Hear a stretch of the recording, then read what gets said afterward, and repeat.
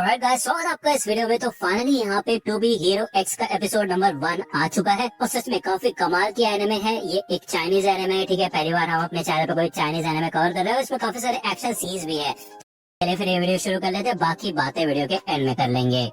Episode की शुरुआत में हमसे पूछा जाता है कि हीरो क्या होता है। एक अंधेरे से भरी जगह में रोशनी की किरण की तरह तबाही के समय में बचाने वाला। हमें दिखाया जाता है यहाँ पे एक सुपर हीरो होता है जो कि एक मॉन्स्टर से लड़ रहा होता है और हमें ये भी बताया जाता है कि लोगों के दिलों में ये एक परफेक्शन का एग्जाम्पल होता है, ठीक है ना। हम एक ऐसी दुनिया में रहते हैं जहाँ पे हीरोज के ऊपर काफी ट्रस्ट होता है लोगों का, ठीक है। और अगर लोगों का ट्रस्ट बने तो कोई भी हीरो बन सकता है। तो यहाँ पे भी दिखाया जाता है एक लड़का होता है, वो ये सारी बातें बोल रहा होता है। इस बंदे का नाम होता है लिन लिंग और उसका मैनेजर भी यहीं पे बैठा होता है। वो ये कहता है कि ओए लिन, तुम्हें पता भी है तुम्हारा क्लाइंट कौन है? तो लिन बोलता है कि परफेक्ट हीरो, नाइस। तो ये मैनेजर कहते हैं फिर ये तुम बकवास क्या कर रहे हो कि कोई भी हीरो बन सकता है, हर बंदा हीरो बन सकता है, क्या बकवास है? सिर्फ और सिर्फ नाइस नाइस नाइस नाइस के ऊपर ध्यान देना चाहिए तुम्हारा, समझे? तो ये लोग basically to be hero X का प्रमोशन वीडियो बना रहे होते हैं। ये बंदा यहाँ पे काइंड ऑफ स्क्रिप्ट राइटर की तरह होता है और ये एक्ट करके दिखा रहा होता है कि क्या क्या हम बोल सकते हैं प्रमोशनल वीडियो के अंदर, यानी कि एडवर्टीजमेंट के अंदर। वो ये कहते हैं ये टू बी हीरो एक्स है ना, इस पे एक्स का मतलब नंबर नहीं है,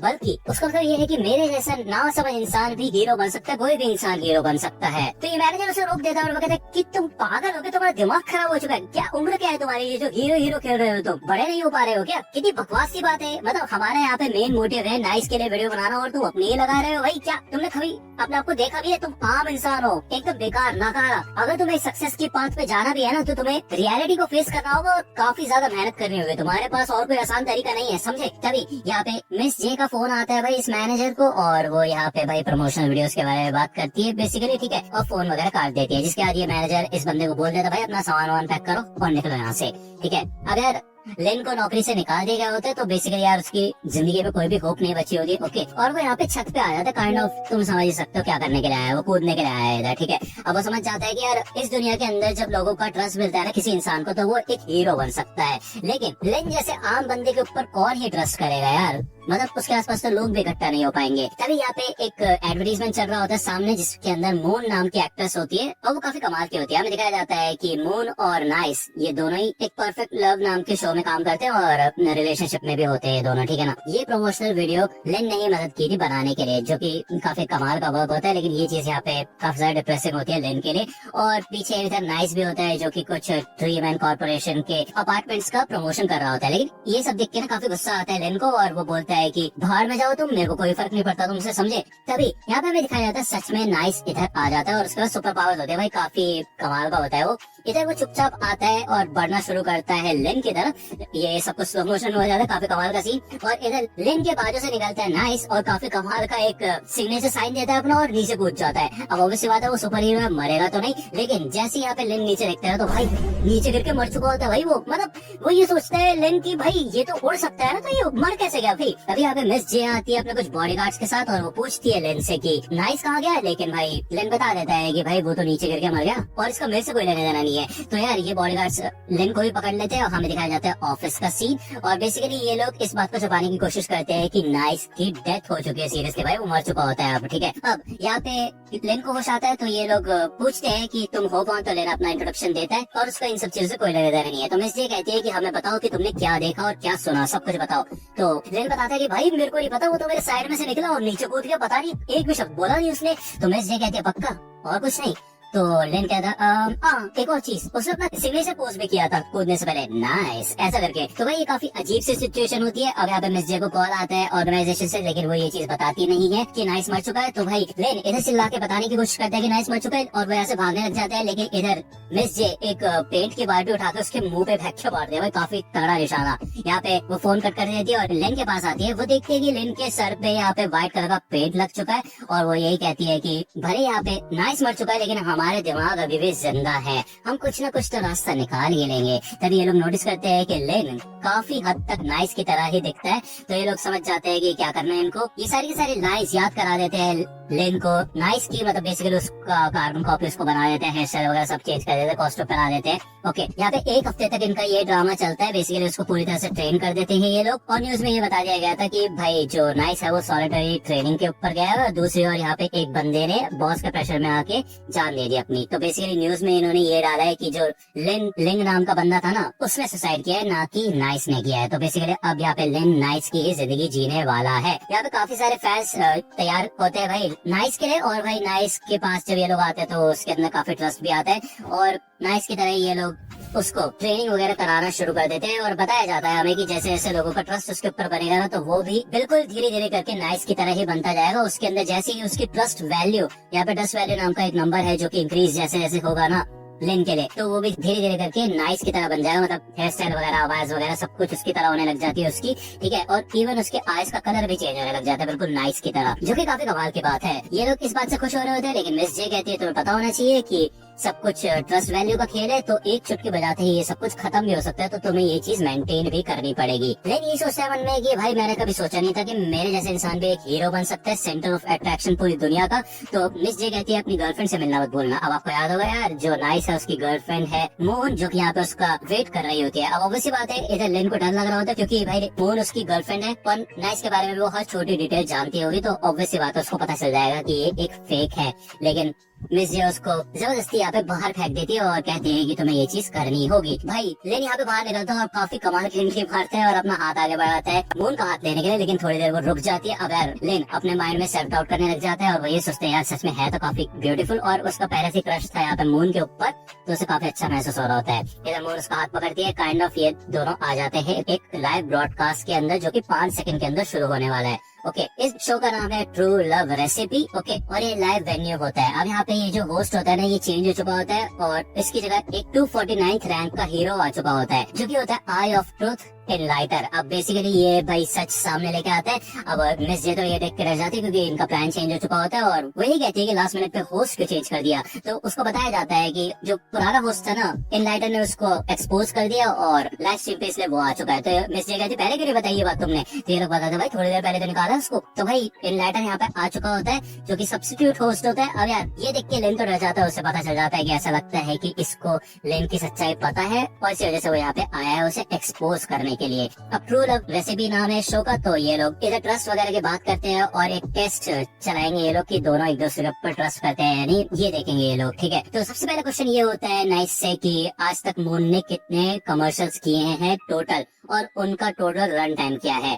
तो भाई ये काफी डिफिकल्ट क्वेश्चन होता है। मिस जे तो भड़क जाती है इस चीज पे, और एनलाइटर को पूरा भरोसा होता है कि यार इसको ये बात नहीं पता होगी, क्योंकि वो एक हफ्ते से उसको इन्वेस्टिगेट कर रहा है, और उसे ये पता है कि ये एक फेक है। इवन यहाँ पे मून को खुद भी याद नहीं होता कि उसने कितने कमर्शियल्स किए, लेकिन नाइस बता देता है, यानी कि लेन बता देता है कि टोटल 134 कमर्शियल्स किए हैं, और उनका टोटल रन टाइम है 285 मिनट्स 48 सेकेंड्स, जो कि एकदम करेक्ट आंसर होता है। तो एनलाइटर तो सोचता है कि भाई ये बंदा पक्का फेक है, लेकिन इसने इतने कमाल के तरीके से आंसर कैसे दे दिया इस क्वेश्चन का। तो यार हमें पहले का सीन बताया जाता है कि लेन के लिए भाई काफी कमाल की इंस्पिरेशन है मून, और वो यहाँ तक कि कॉस्ट्यूम वगैरह भी सजेस्ट करता था मैनेजर को मून के लिए। तो उस समय तो मैनेजर ने उसको डांट दिया था कि तुम अपनी औकात में रहो, वो तुम्हारी कोई गर्लफ्रेंड नहीं है जो कि तुम उसको अपने हिसाब से चलाओगे, ठीक है। वो नाइस की गर्लफ्रेंड है। तो यहाँ पे फाइनली आता है सेकंड स्टेज का समय, जो कि होता है गेम, बिल्कुल लाई डिटेक्टर की तरह, ट्रुथ और डेयर। ओके, एनलाइटर ये कहता है कि एक रिलेशन में ऑनेस्टी सबसे ज्यादा इंपॉर्टेंट होती है, तो बताओ मुझे नाइस क्या मून सच में तुम्हारी गर्लफ्रेंड है। ये सच में काफी खतरनाक क्वेश्चन होता है, और इसमें तो लिन बुरी तरह से फंस सकता है। अब वो यहाँ पे सोच में पड़ जाता है कि ऑब्वियसली बात है यहाँ पे उसको फंसाने के लिए ही ये खेल रचा गया है, और काइंड ऑफ एनलाइटर को पता है कि ये एक नकली बंदा है, मतलब नकली नाइस है। ओके, और असली आंसर तो वो दे ही नहीं सकता, तो ऑब्वियसली बात उसके पास कोई चारा नहीं होता। तो एंड में वो यही बोल देता है कि मून मेरी गर्लफ्रेंड नहीं है। अब सबके सब लोग शॉक हो जाते हैं, एनलाइटर खुशी के मारे खड़ा हो जाता है, और वो ये कहता देखा मैंने तो कहा ही था, कोई भी हीरो परफेक्ट नहीं होता। तभी यहाँ पे नाइस कहता है कि मून असलियत में मेरी गॉडेस है।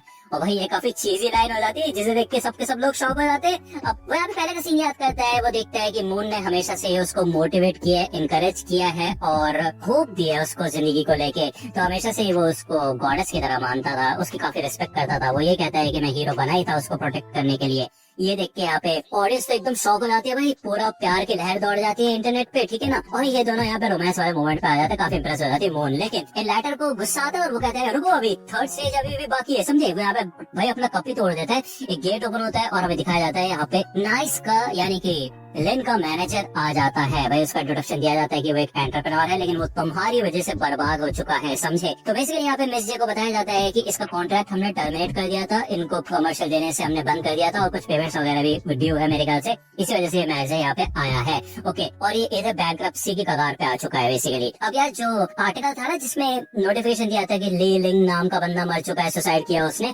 उसके ऊपर सिर्फ एक ही व्यू आया था और वो एक व्यू भी ना इस बंदे का था, मैनेजर का। तुम लगा लो, ठीक है। ये चीज यहाँ पे लिन को समझ आ चुकी होती है। अब यहाँ पे मैनेजर होता है, ये तो पागल होता है भाई। वो कहता है कि मेरा पेमेंट कब दोगे, मेरा पेमेंट कब दोगे, और भाई वो सीरियस हो जाता है, पागल हो जाता है वो अपने पेमेंट के लिए। लेटर भी उसका साथ ही देता है और वो कहता है कि तुम जैसे कमीने लोगों की वजह से यहाँ पे इस बेचारे के ऊपर इतनी प्रॉब्लम आ चुकी है। लेकिन भाई ये मैनेजर उसको मुक्का मार को उड़ा देता भाई और बाकी सारी ऑडियंस हंसती है। वो कहते हैं भाई देखो ये 250 रैंक का हीरो है, इसके साथ ऐसे होना चाहिए, ऐसे होता है ऐसे लोगों के साथ। तो इनलाइटर कहता है मैं 249 रैंक का बेवकूफ हूँ, 249। तो यार ये तो काफी अलग ही सीन होता है भाई। इनलाइटर तो पिट के यहाँ पे साइड गिर चुका होता है, लेकिन दूसरा ये मैनेजर तो भाई पागल ही हो चुका होता है। ये कहता है मेरे को अपनी फाइनल पेमेंट चाहिए, समझे। वो अटैक कर देता है इधर नाइस के ऊपर। तो बेसिकली यार नाइस ही है जिसके कमर्शियल से वो बना रहा था और बेसिकली उसको पेमेंट नहीं मिली, इसलिए वो नाइस के ऊपर हमला करना शुरू कर देता है। नाइस इधर बचने की कोशिश करता है, मतलब लेन, ठीक है ना। अब यार तुम कमेंट सेक्शन में बता देना इसको नाइस बोलो या फिर लेन बोलो, ठीक है। ये बुरी तरह से मारना शुरू करता है लेन उसको, और ये देख के भाई ऑडियंस की रेटिंग काफी ज्यादा बढ़ने लग जाती है। फैंस का काफी कमाल का रिस्पॉन्स होता है और